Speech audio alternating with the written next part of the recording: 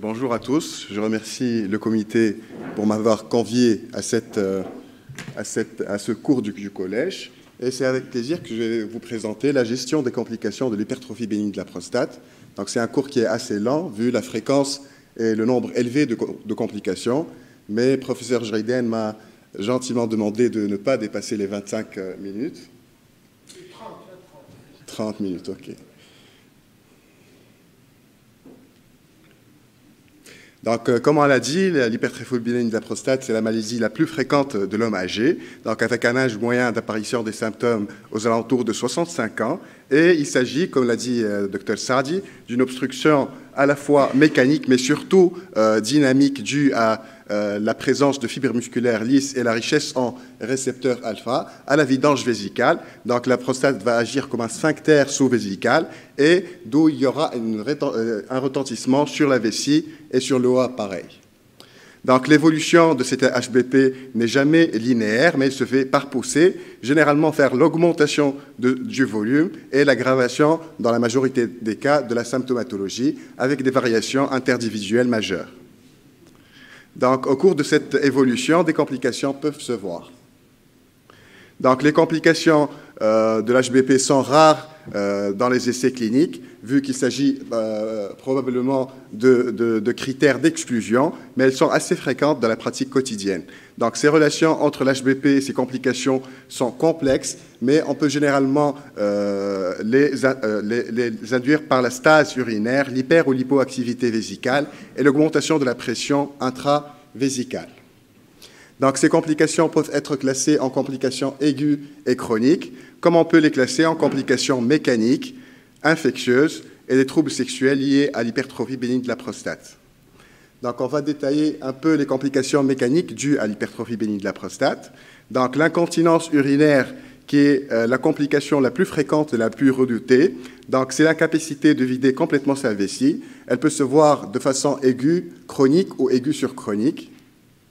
Donc, il faut différencier d'emblée entre une rétention aiguë spontanée due à l'évolution naturelle de l'HBP ou secondaire à un événement déclencheur. Généralement, c'est l'excès de liquide, notamment l'alcool, dû à des médicaments ou des infections urinaires récurrentes. Et pour les rétentions aiguës spontanées, donc il y a plus de récidives et plus de recours à la chirurgie, jusqu'à 75% de recours à la chirurgie et beaucoup moins pour la rétention urinaire aiguë secondaire avec moins de récidives et moins de recours à la chirurgie.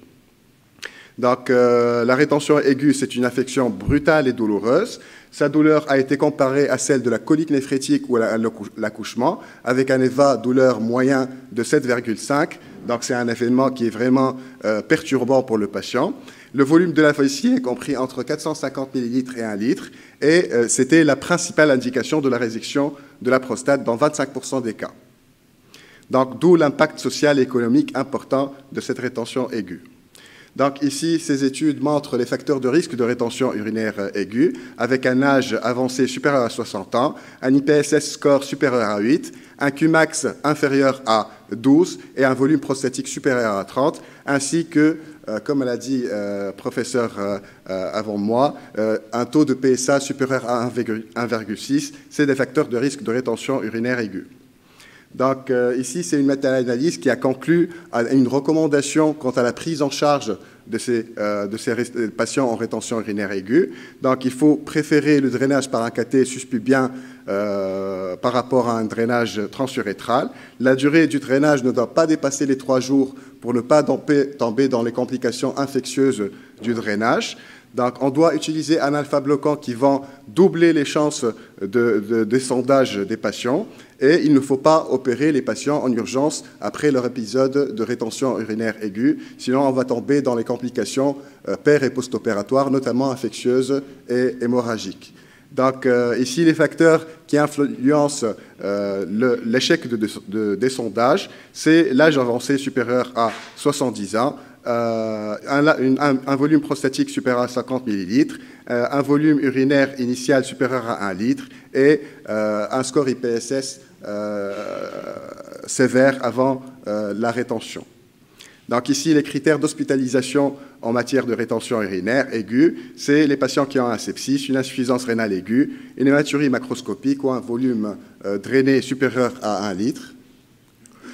Donc ici, les avantages un peu du cathé suspubien par rapport au sondage transurétral, un taux plus faible d'infection urinaire, un taux plus faible de rétrécissement urétral, et cela va permettre un essai de vidange par voie naturelle en bouchant le cathé suspubien. Ça va permettre de ne pas resonder le patient après échec de descendage.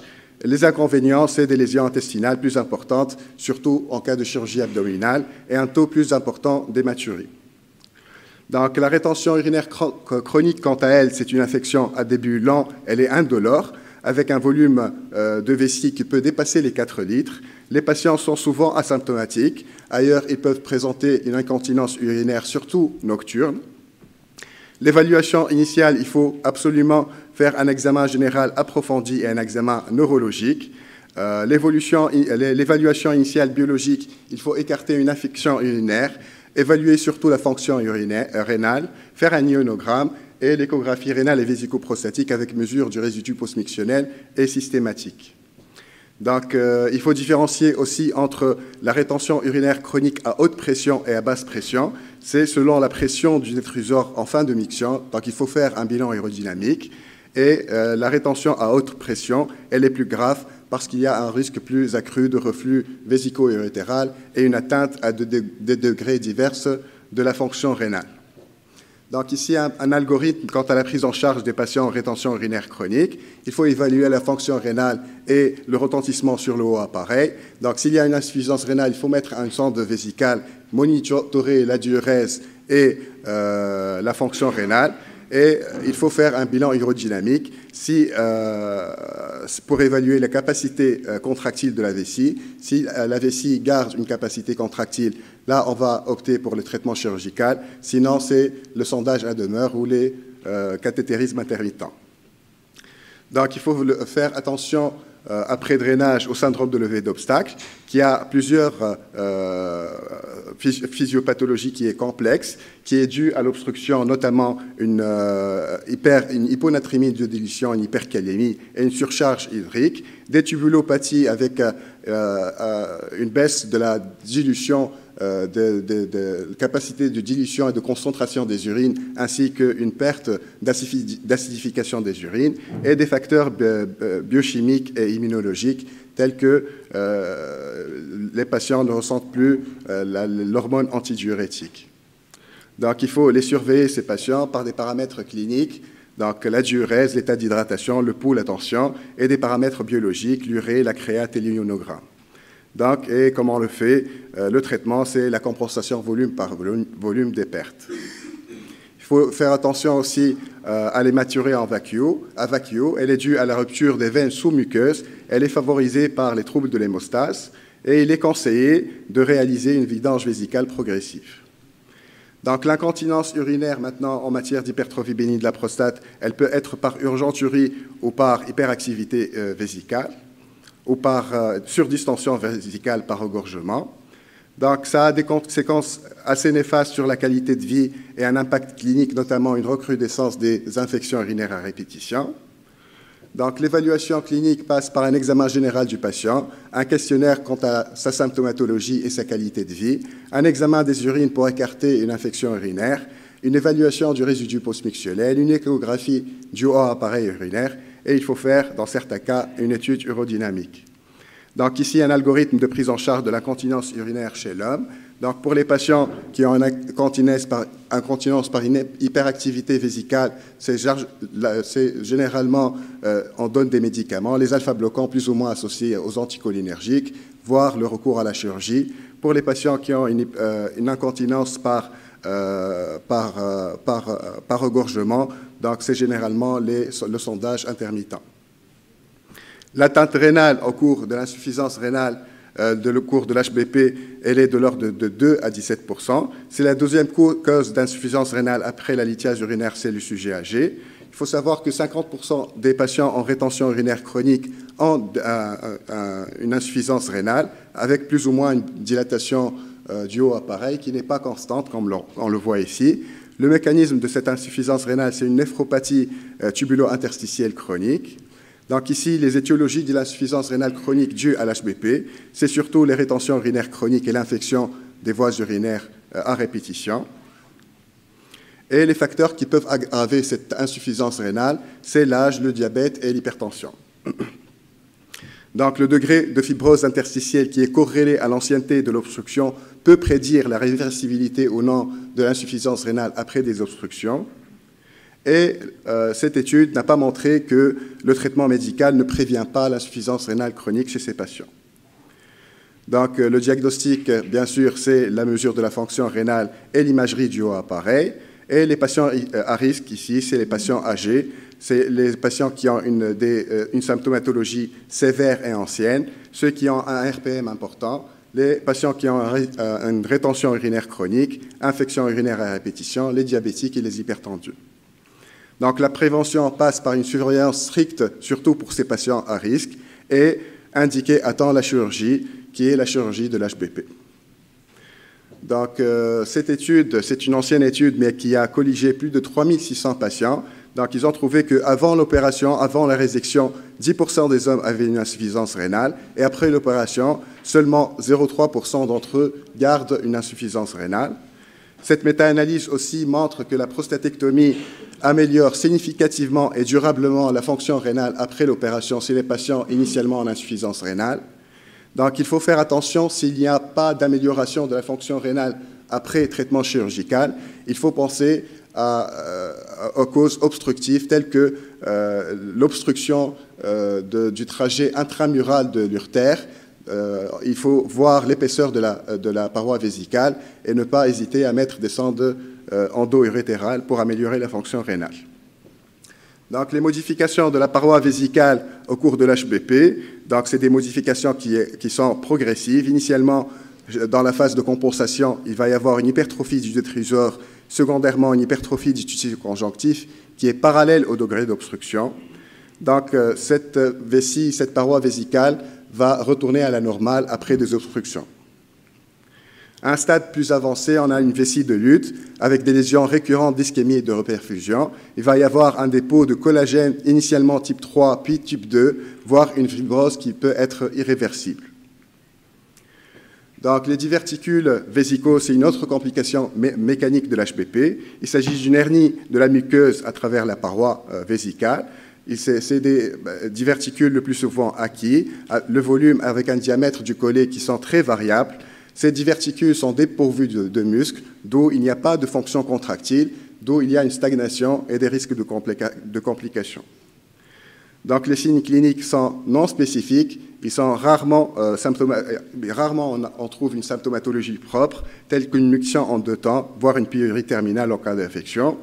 Et c'est la qualité de vidange des diverticules dépend du diamètre du collet et de la ductilité de son emplacement. Donc, les examens complémentaires, c'est surtout la cystographie qui va montrer la qualité de la vidange du diverticule. Ces diverticules peuvent se compliquer d'une infection, de calcul, de tumeurs vésicales, plus rarement de rupture de fistulisation ou de compression des organes de voisinage. Donc ici, une étude qui montre le traitement de ces diverticules. Il faut absolument traiter simultanément la cause, qui est la chirurgie de l'HBP. Pour les petits diverticules qui se vident bien avec un collet large et sans complications, on peut les surveiller.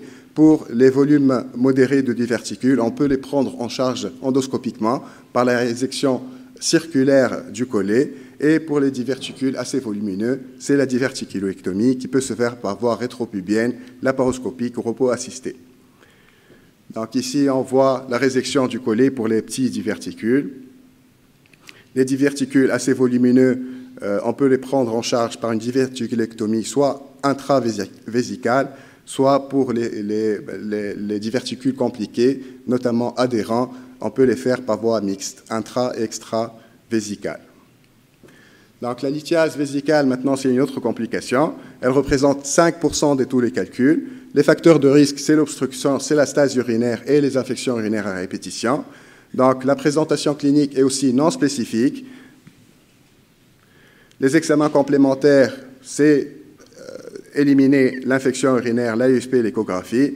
Donc la composition de ces calculs est généralement calcique, puis c'est des calculs d'infection, des calculs phosphoaminiaco-magnésiennes, et plus rarement des calculs du RAD qui peuvent être traités par alcalinisation.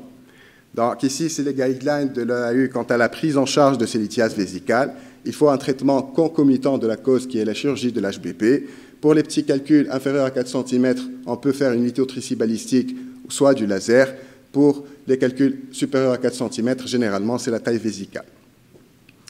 L'hématurie en matière d'hypertrophie bénigne de la prostate, c'est un diagnostic d'élimination. Il faut éliminer surtout les tumeurs vésicales et les TVES, l'infection et la lithiase vésicale. Donc 20% des hématuries sont dues uniquement à l'HBP. Elle est causée par l'hypervascularisation de l'HBP. C'est les androgènes qui vont stimuler l'angiogénèse. Et ici, c'est une étude assez intéressante. Donc, c'est une étude qui a comparé le finastéride versus placebo. C'est 50 patients qui ont une hématurie essentiellement due à l'HBP. Et ils ont trouvé une disparition qui est assez rapide, inférieure à 1 mois, de l'hématurie et durable avec le finastéride. Donc, pour les patients qui ont une hématurie intermittente isolée, il faut les traiter en premier lieu par la finastéride. Les complications infectieuses maintenant de l'HBP, c'est les infections urinaires masculines. Donc, ils sont classés à risque de complications ou graves s'il y a des critères de gravité. Et toute infection urinaire masculine doit suspecter une atteinte prostatique initialement. Donc, les infections urinaires sont plus fréquentes, augmentent avec l'âge, parallèlement à la progression de l'HBP. L'Escherichia coli est le germe majoritaire, mais de manière moins prépondérante que chez la femme. L'antibiorésistance aussi, elle est plus fréquente chez l'homme, avec des souches de BSE plus importantes chez l'homme et qui augmentent avec l'âge. Donc, la physiopathologie, c'est la stase urinaire qui est due à l'HBP qui donne un résidu postmictionnel important, et ces infections se font généralement par voie ascendante. Donc, les signes cliniques aussi sont non spécifiques et hétérogènes, d'où la nécessité de rechercher toute modification récente de la symptomatologie. Il faut examiner les urines, donc voir leur couleur, leur odeur, s'il y a une fièvre, des frissons, surtout une symptomatologie abdominale chez les patients âgés. L'examen physique, il ne faut pas oublier de faire le toucher rectal, et s'il y a des signes de rétention, il faut drainer en urgence les urines infectées. Donc ici, les résultats de l'examen physique des différents types d'infections urinaires masculines qu'on connaît, l'orchite, l'orchidipédidymite, la prostatite aiguë et la pyélonéphrite aiguë. Le bilan initial biologique, c'est la bandelette urinaire qui a une forte valeur prédictive positive. Le CBU est systématique avant antibiothérapie.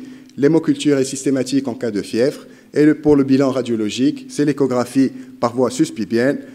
Et s'il y a une mauvaise évolution, on peut passer par le scanner ou surtout l'IRM prostatique si c'est une prostatite aiguë.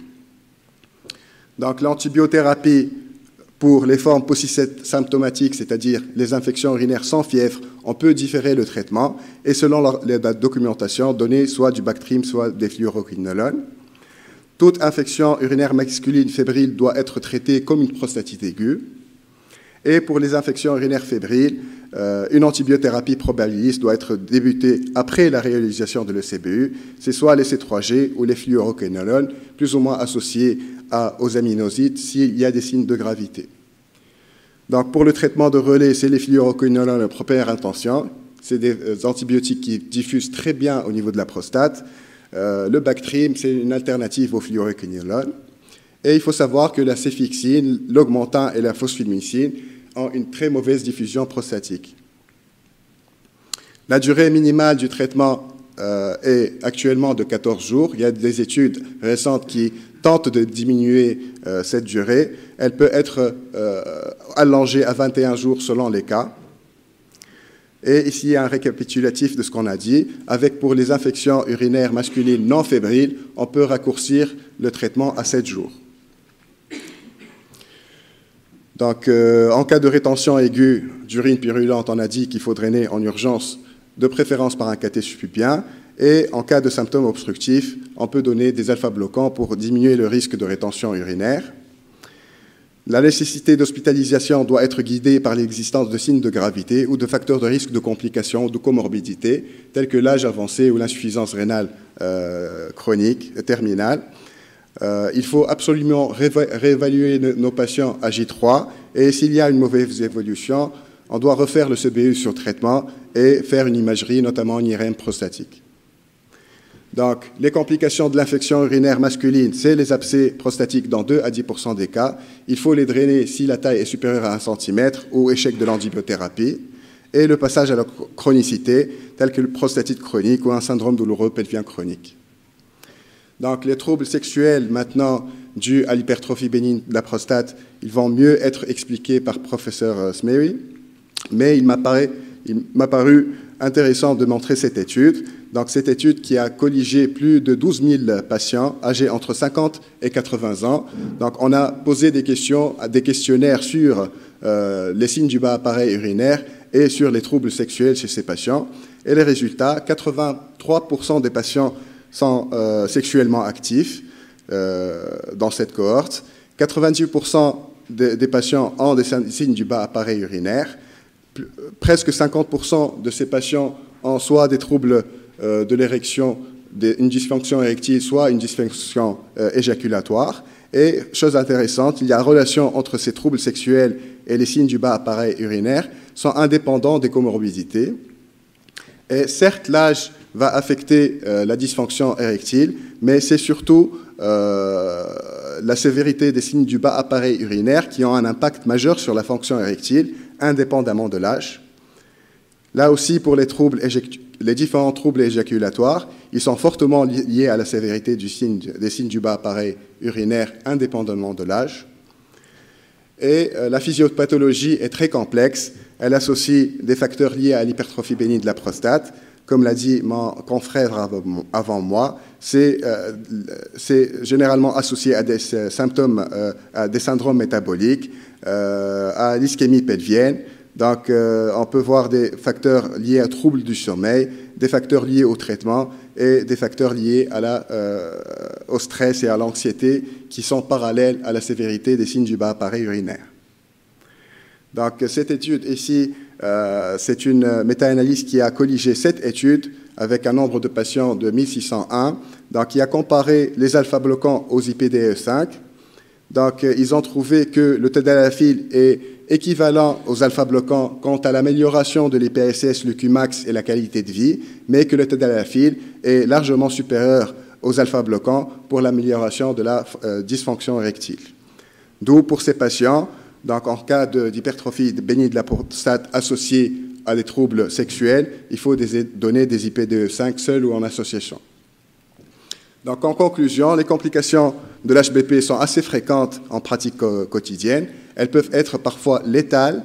Donc, la prévention, surtout par l'interrogatoire sur la sévérité des symptômes et notamment sexuels, l'examen clinique complet, les examens complémentaires doivent être dirigés et un traitement précoce, notamment pour les patients post-symptomatiques. Donc, ce n'est pas normal qu'un patient se réveille la nuit, 2 fois la nuit pour uriner. Entre-temps, donc, à bas bruit, va se constituer une modification au niveau de la paroi et du haut appareil urinaire. Donc, il faut traiter précocement ces patients. Et merci.